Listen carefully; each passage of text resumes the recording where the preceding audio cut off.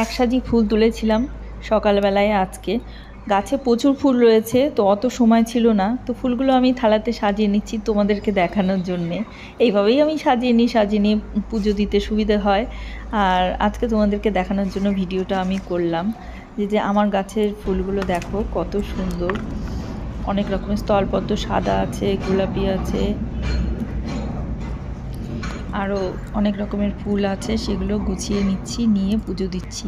তো বাড়ির গাছের ফুল তুলে এত সুন্দর করে ঠাকুরকে পুজো দেওয়ার মজাই আলাদা, তাই না বলো?